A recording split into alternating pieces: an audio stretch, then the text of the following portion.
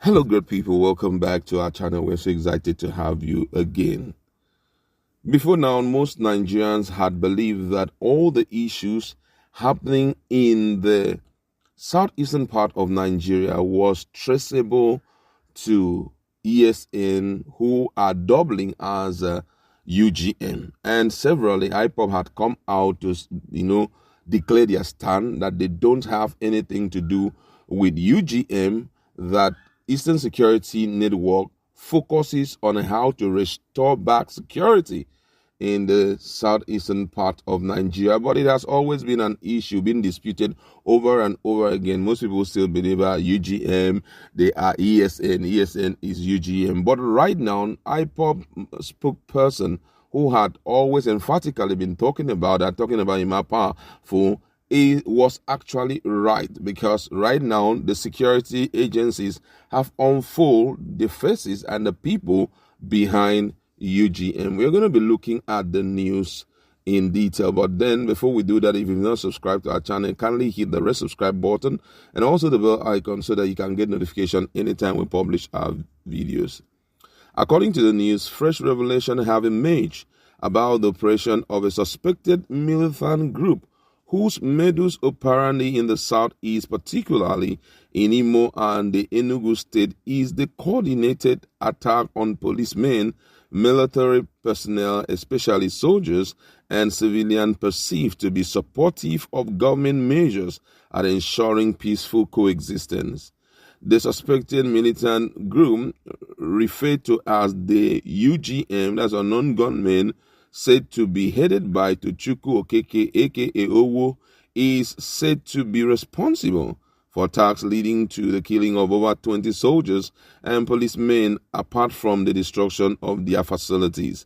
A security source disclosed that the leader of the unknown gunmen is known to have received huge payment to kill civilians while also carrying out the kidnapping of prominent citizens for the purpose of raising money. Investigation revealed that some prominent victims of the group's criminal activity, including late Justice Stanley Nnamdi, Lady Fanyi Okeke, Paul, the manager of Sunny Bright Motors, and Professor Samuel Ndubisi of SEDI, and many others. Throwing more light on the activities of the group, the source said they wasted no time before attacking soldiers and policemen in Enugu State. Before the arrest of their leader, Tochukwu, and destruction of some of their camps, they have carried out attacks on Adani Police Station, a military checkpoint along Adani Omo Road, Ezelgu Police Division, a military checkpoint along Oji Rivers Udi Road, military checkpoint at Newi, and a military checkpoint along Enugu Abakaleke Road. The group also attacked a police checkpoint at Obeagu along Enugu Abani Road. Continuing, the source said that Tochukwu Okeke, aka Owo, has a well-structured band of gunmen who are armed to the teeth and heavily sponsored by some politicians who hope to find greater relevance in the crisis in the southeast, adding that the group reasons that with the heightening political tension occasioned by the polarization of polity along ethnic and religious lines, they can profit financially and politically by pretending to be advancing and protecting their regional or ethnic interests, while in the real sense of it, they are only pursuing their personal goals of engineering and benefiting from the crisis.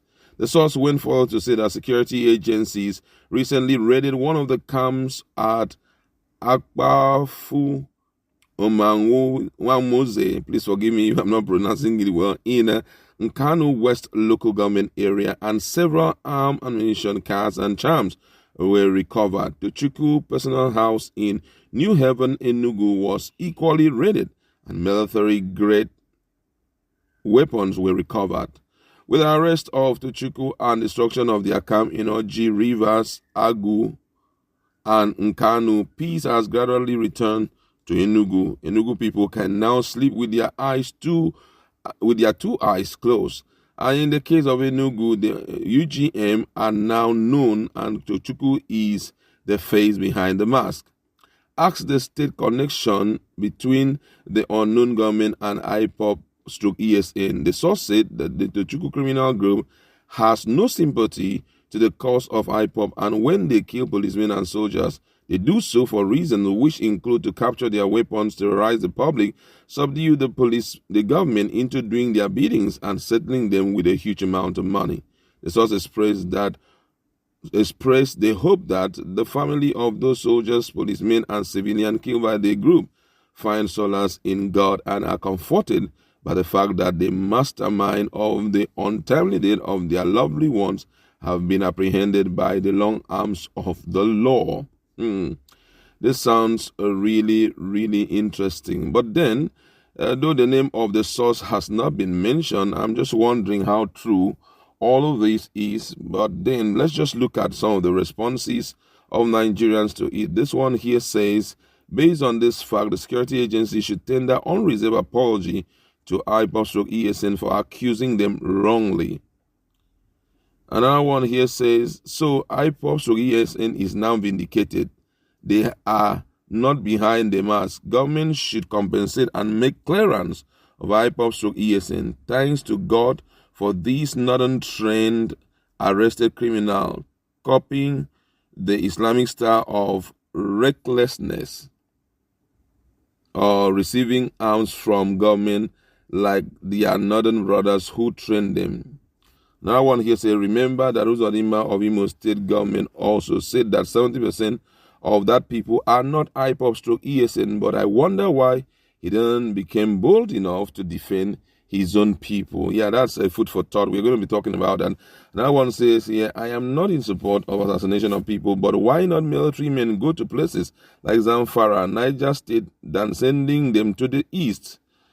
This one says, what about the IPOB and ESN that you have been killing since accusing them of this crime? What will happen now? Another one here says, many people are already disillusioned with this story by the security agent who for not two hidden reasons are fixed on the southeast, while for all intent and purpose there is no security in the southeast. Why has the security agency not been able to arraign these people in court so that both sides can ventilate their cases?